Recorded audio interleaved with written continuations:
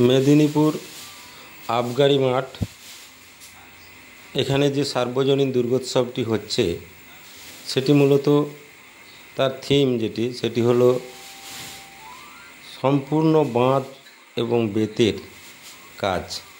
বাঁশ এবং বেতের কাজ বর্তমানে আমরা প্রায় ভুলেই যেতে বসেছি বিভিন্ন রকমের প্লাস্টিক এর দৌলতে।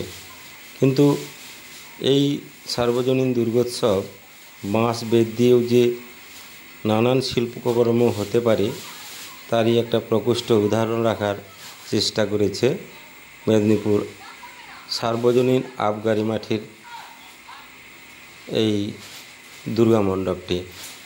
আপনারা ছবিতে দেখতেই পাচ্ছেন সমস্ত প্যান্ডেলের যে সমস্ত কাজ করা হয়েছে পুরোটি বাঁশ, কঞ্চি, বেত দিয়ে নানান রকমের মূর্তি থেকে শুরু করে যত কিছু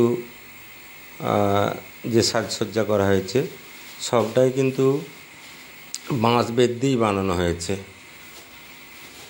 যাই হোক, এই বাঁশ বেত যে আমাদের হারিয়ে যাচ্ছে শিল্পকলা থেকে, সেই শিল্পকলাকে বাঁচিয়ে রাখার জন্যই কিন্তু মেদিনীপুর আবগারি মাঠ সার্বজনীন দুর্গোৎসবের প্রচেষ্টা। এই বাঁশ বেত দিয়েও যে মানুষ এখনও শিল্পকাজের মধ্য দিয়ে জীবিকা অর্জন করেন সেটা তুলে ধরার চেষ্টা করেছেন এবং এই শিল্প যাতে বেঁচে থাকে সেই প্রচেষ্টা রেখেছেন। আমরা ধন্যবাদ জানাই মেদিনীপুর আবগারি মাঠ সার্বজনীন দুর্গোৎসব কমিটিকে। তাদের এই চিন্তাভাবনা, এই থিম চিন্তাভাবনা আরও চারিদিকে ছড়িয়ে পড়ুক এই আশাই রাখছি।